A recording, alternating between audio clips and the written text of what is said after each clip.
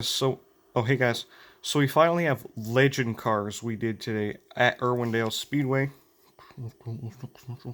Here's, whoop, here's a 12 laps of it's basically, I made my own heat race. I versed my Ghost, but yeah, it was really just a test session, but I was racing my Ghost, because there's a Ghost on your test list, and so I made my own heat race with this. Green flag.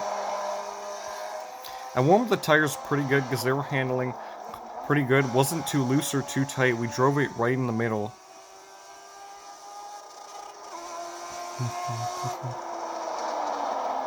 Here's the average. Here's the speed. Let's take a look at the speed here.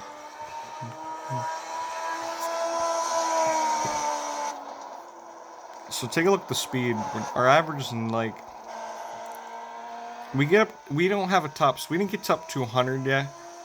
I have got up to 100. I went to a 0.6 mile, which is Thompson, but usually these don't race on more than 0.5 mile tracks. So we're at a 0.5 mile of Irwandale Speedway in California in this, on iRacing.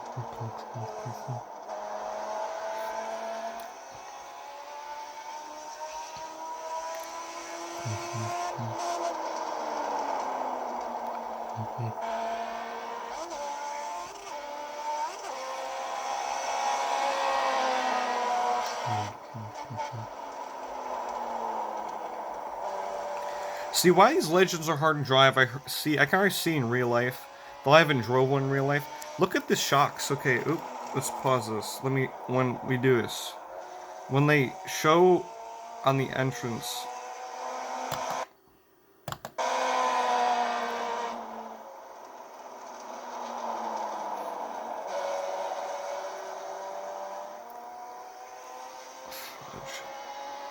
The FPS is terrible. Ah, here we go. Hold on, let's just rewind it just a little bit. There we go. There we go. You might not be able to see it, but you can see how it leans in right there. It has coilover Bilstein shocks. Same as a Bando, but it's not the same size. These are bigger.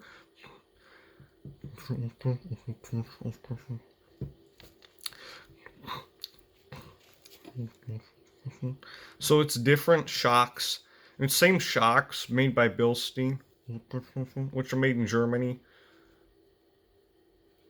Legend cars have a lot of stock parts on them. I mean, it's not assembled in a factory though. I mean, it is. It's assembled by Inex. Inex makes most of the parts in North Carolina, in Harrisburg. But honestly, it's made. They're not like made on assembly lines, so technically they're not like production, like on a production. They're race cars, but they're made with quality. They're not made on the assembly line. They're made with quality, which means they're not made like Ford, GM, Chrysler, Toyota, and all on assembly. They're not made like that. Fury is kind of the same thing is similar to how Inex is, how they make their race cars. It's like takes a while for them to make one race car, but they make them. They get all the bodies ready and stuff first, in the chassis, in the engine. But yeah, but they don't just like.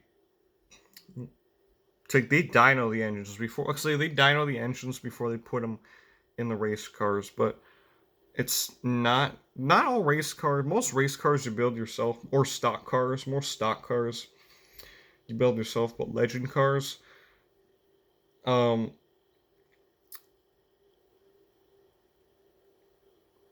I'll do another video explaining about stock car racing. I mean, this is probably complicated for somebody who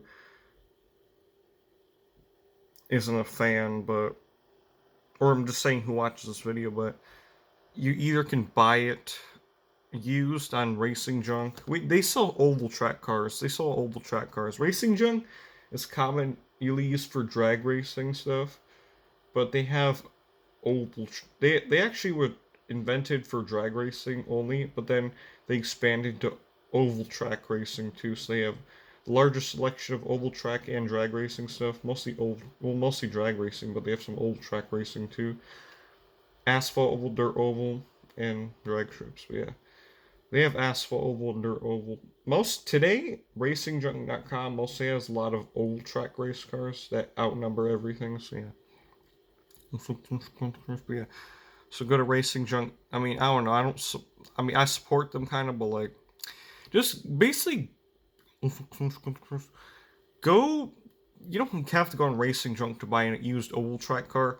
Just go like go on Facebook Marketplace probably. I mean, or go get one from North Carolina or find one locally if you have a local race shop or something. But yeah, here's the replay. But this is just a mini heat race I made. We lost the heat race again. I did a heat race with the late model stocks here and a feature and practice and qualifying, and I sucked. I didn't suck. I was doing pretty good. Thing is, I can keep the lead with my Ghost. The only problem is that when you're racing a Ghost, it slips through you. I mean, it can't slip through you, but like you can slip through it, but it can't slip through you. That's the good thing about it. So yeah, that's why Legends are hard to drive. Because the shocks. On iRacing, it's not that hard, but in real life, I'm pretty sure it's really hard to drive. I don't think it's easy at all in real life. No, see. iRacing is way different. Like, iRacing, I mean, yeah, you can learn racing experience on iRacing, but honestly, you should, if you want to start race, if you want to race, like, honestly, I think you should start on, like, go-karts, or bandos, or mini cups, or outlaw carts, quarter midgets, legends, before you start on full-size stock cars. Legends, you'd move up to legends, but yeah, the heat race, let's see how many laps we have left. This is carried over because I wasn't paying attention to when to stop, and we went 4 laps over. It's only supposed to be 27, but we'll 20. Let's see. Let's see. Okay. And checker. Is that the checker? No. Here we go. Photo finish. Checkered flag. Alright. We did do a late model stock race earlier. I should have took a video of me in that race. I probably did, but there we go. I did redo the number on my legend car on iRacing because it was Air Millhouse before that. I did to Micro Gamma, so it can look like this 33 because it's the 33. I want this 3. Just so it's in Micro Gamma. Micro Gamma is also the format that Dale Earnhardt's 3 is in. I'm pretty sure. I mean, it looks the same.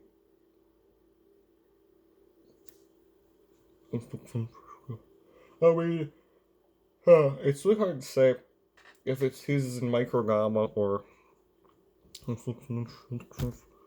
I'd say it's in Micro Gamma, but yeah. That was the heat race. Yeah. The tires that stick to the track pretty good. I think everything's going better because we had 80% or no 80 humidity. I lowered to 77 degrees out, and I lowered the humidity to 50%, so it's not that hot. Oh yeah, that was the heat race. Yeah.